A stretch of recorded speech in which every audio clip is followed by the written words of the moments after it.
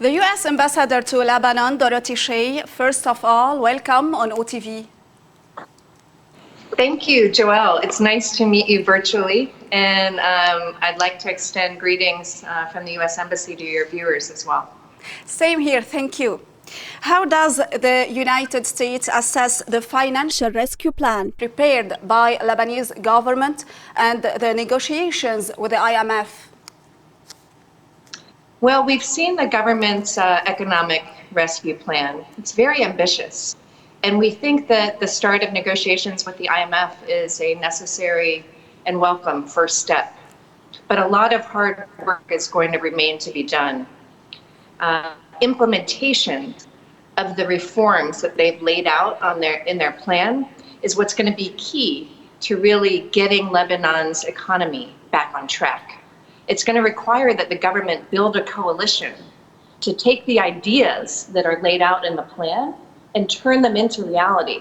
It's going to require getting buy-in, not only from all of the people who took to the streets last October and demanded these reforms, but at the political level as well. I think the government has demonstrated a good intention to fight corruption and make itself committed to reforms. Now it needs to take that commitment to the next level and begin to make these ideas reality. What are the steps required from Lebanon in order to get the international support? And will it be able to get the support? Well, I think what the international community is looking for are concrete actions, really, to implement these reforms. It needs to demonstrate that they are serious about putting an end to this system of political spoils that has contributed to corruption over the decades.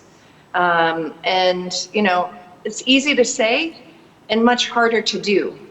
I think by engaging the stakeholders, and I include in that, as I said, the people whose protests led to this government being in place, and I told the government this as well, I think transparency is going to be their best friend, because those with entrenched interests who don't want to see these reforms succeed are not going to make it easy for the government.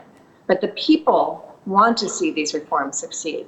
So by being transparent and open and pushing forward, I think there is a chance to see progress. And as Lebanon makes progress, the international community will be there to help them. What's the position of the U.S. on the Lediab government? Does it consider its performance in combating corruption so far good? Well, ultimately, the United States is still assessing the Lediab government. We've said this before, and that's because there were many questions about the way the government was formed. Let's remember that Hezbollah is a member of this government, and they are not known as an organization that supports reform. Indeed, they thrive on corruption. But yet, we have seen promising indications from the Lediab government that they want to fight corruption. So we will be looking to them to see how committed they are. Are they willing to push these reforms forward? We haven't yet made a final judgment on that. The issue of Riyad Salameh, the governor of the central bank, and the possibility of his dismissal caused an uproar in Lebanon in the recent period before things calmed down. Does the United States still support Riyad Salameh as governor of the central bank? Thank you for this question. There have been a lot of speculation about this. And first of all, what I would like to say is I think it is a mistake to demonize or scapegoat any one person or institution for Lebanon's economic collapse. It's really the result of decades of corruption and financial mismanagement. The central bank may have been the enabler of the country's very large and unsustainable debt, but I don't see it as the driver of that debt.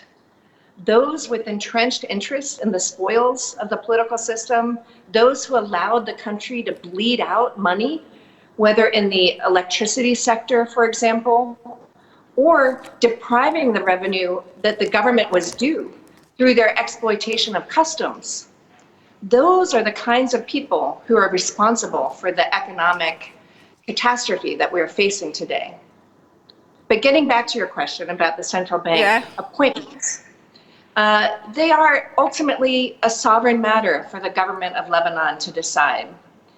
It is important that the government, in considering any of these leadership positions, consider the expertise, the credibility, the professional qualifications.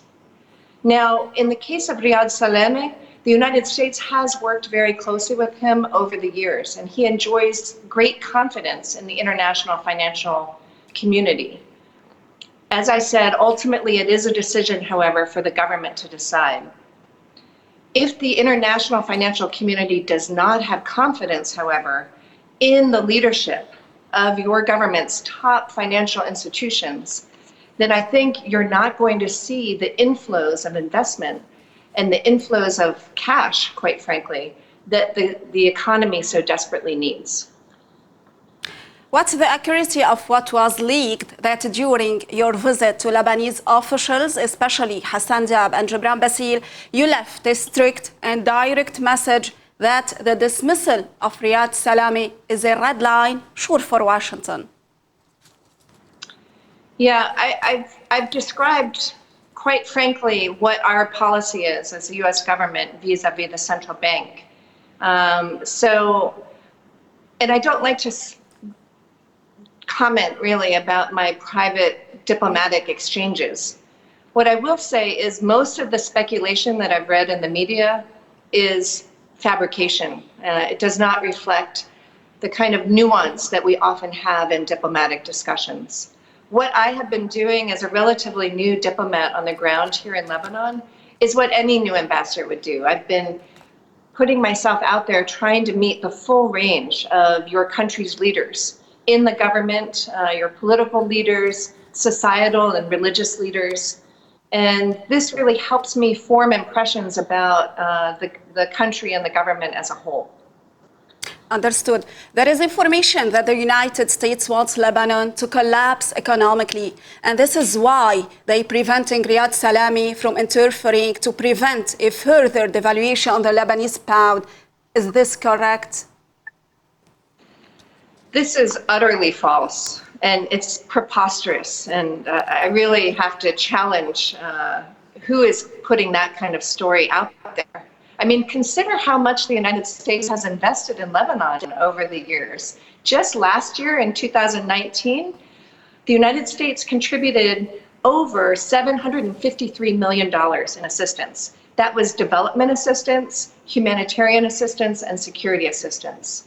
And over the past 20 years, we've provided almost $5 billion in bilateral assistance, of which I would highlight, because of the coronavirus pandemic, $187 million of that was in health assistance. So we would not be making this kind of investment in Lebanon if we wanted to see any kind of collapse. In fact, the assistance is consistent with our values as Americans, and we believe in the Lebanese people. We want the Lebanese people to thrive. You're creative, talented, resilient, industrious.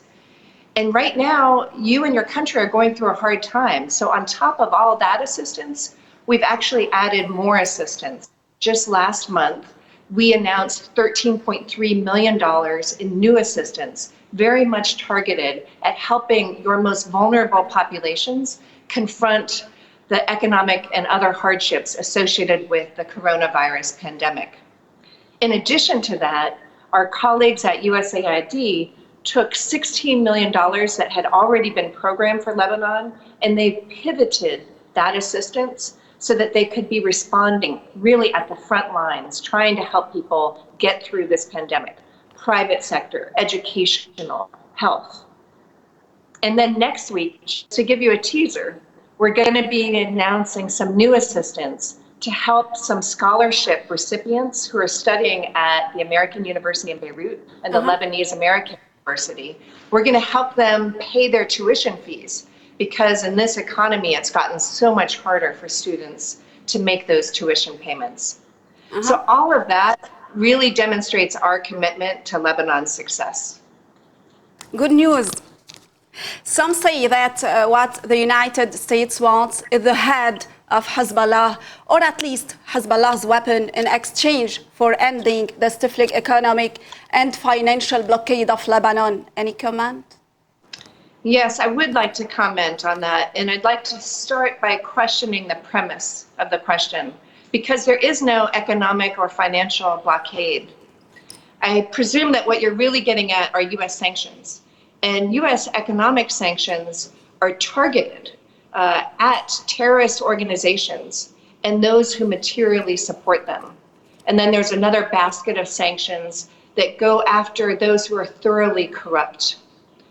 These sanctions do not deprive Lebanon of trade and investment. What they do is they don't allow these bad actors to have access to the U.S. financial system. Now, I think we need to be clear that the economic crisis that Lebanon is facing is the result of decades of corruption, mismanagement, and lack of action to implement promised economic reforms. And when I talk about lack of action, that kind of draws me back to one aspect of your question, because you asked about Hezbollah's weapons. And I think if you consider it, you can see that that is a case of lack of action where Hezbollah has accrued and grown this arsenal of weapons over the years outside the control of the state. How does that make sense? And it's not only weapons, but by accessing Lebanon's banking system, Hezbollah has impugned the financial credibility of your country's financial reputation. What international investor would want to be associated with finances that are corrupted by a terrorist organization or that could be influenced by money laundering of drug smuggling proceeds? These are just a couple of examples. So it's in the interest of the people of Lebanon to have a squeaky clean economy. That is what's going to attract international investors. And there are lots of things that they can do by implementing these reforms, by making the right kinds of appointments to leadership positions that will help get the country there. And I've said this before, I'd like to repeat it here as well. The United States government wants the economy of Lebanon to thrive. We want the people of Lebanon to be doing well financially, to have that security. And right now, it's a very precarious situation. The best way to get there is to have the government implement these much-needed reforms. The international community and the United States with it is going to be there to help you, and we think that you'll come out much stronger on the other side. The sanctions may target Hezbollah's allies? The sanctions are targeted at Hezbollah, but it could also include those who aid and abet Hezbollah.